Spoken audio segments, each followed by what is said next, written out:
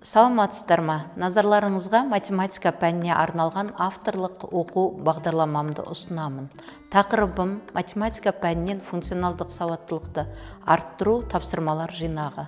Бұл тақырыппен жұмыс жасаған себебім әрбір білім алушыға осы күрделі тақырыпты оңай және түсінікті етіп жеткізіп, білімін күнделікті өмірде қолдана білуге үйрету.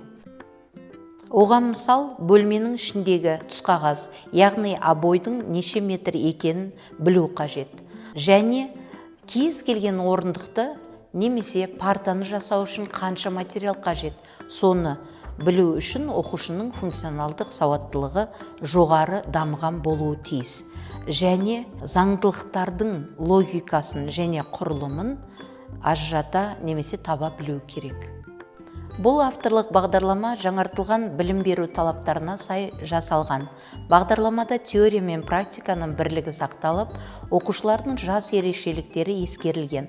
Коммуникативтік дағдыларын дамыту, функционалдық сауаттылық пен сыни ойлауды қалыптастыру көзделген. Бағдарламада білім мазмұны оқушылардың даму деңгейіне сай біртіндеп күрделеніп, бұрынғы тақырыптар тереңдетіліп, қайталанады. Әдебиет, биология, физика сияқты пәндермен байланыс бар. Бағдарламаны мектеп мұғалімдері қосымша әдістемелік құрал ретінде пайдалана алады. Барлық талаптарға сай жасалған. Енді авторлық бағдарламамнан алынған бірнеше мысалдарды өздеріңізбен бірге шығарып көрейік. Мына тапсырмада 1, 2, 3 осы цифрлар арқылы 36 санын шығарып алуымыз қажет.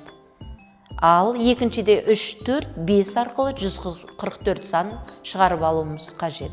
Дәл осылай осы жерде заңдылықты анықтап алғаннан кейін 2, 3, 5 арқылы сұрақ белгісінің орындағы санды табуымыз қажет. Енді 1, 2, 3 қосып көрейік, көбейтіп көрейік, бірнеше амал арқылы 36 шыға ма қараймыз.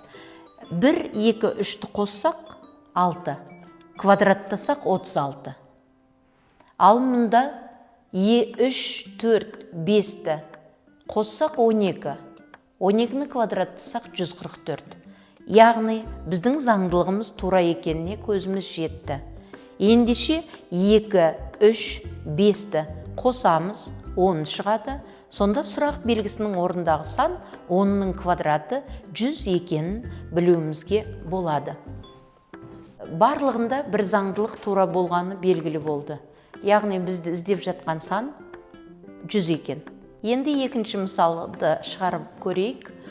Жақшаның сыртындағы тұрған 2 сан арқылы жақшаның ортасындағы 76 санын қалай шығарып аламыз? Егер 17 мен 21-ді қосып 2 еселесек 76 шығады. Жазып көрейік. 17-ге қосамыз 21, 38, 38-ді 2-ге көбейтеміз. Мінекей 76. Енді екінші санды тағы да дәл осы заңдылық арқылы тексеріп көрейік. 12-ге 22-ні қосамыз.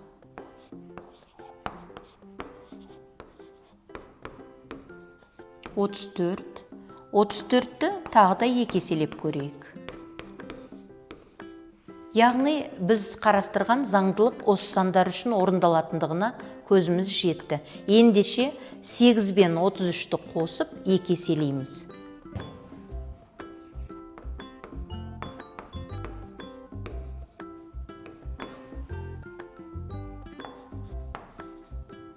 Қырық 2-ні 2 еселейтін болсақ 84. Яғни біз іздеген сан 84. Мына жерде 84 деген сан шығады.